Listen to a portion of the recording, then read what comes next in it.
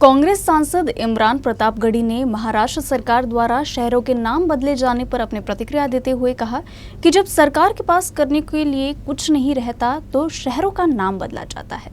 नागपुर पहुंचने पर पत्रकारों से बात करते हुए इमरान प्रतापगढ़ी ने कहा कि महाराष्ट्र में फडणवीस शिंदे सरकार का कोई भविष्य नहीं है।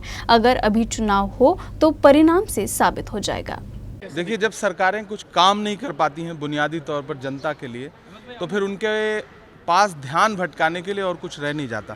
महाराष्ट्र की सरकार के खिलाफ जिस तरह की सुप्रीम कोर्ट की टिप्पणी है, उस टिप्पणी ने नैतिक रूप से इस सरकार को उसी दिन जो है वो आईना दिखा दिया था।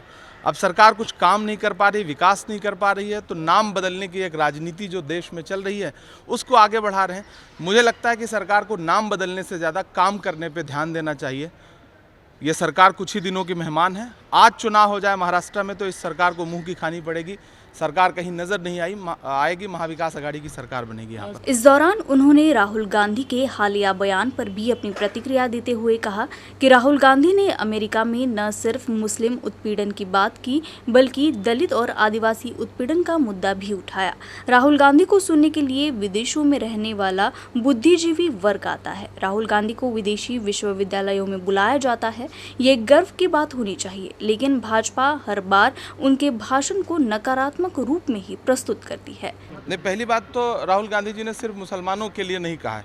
उन्होंने ये कहा कि जितने माइनॉरिटीज़ हैं, दलित भाई हैं, उन सब के खिलाफ जिस तरह से देश में हमले हो रहे हैं और सरकार उस पर चुप है, वो बहुत शर्मनाक है। ऐसे में राहुल गांधी जी की बात का जवाब देने के लिए भाजपा आगे नहीं आई, बल्कि भाजपा के दोस्त आगे आए।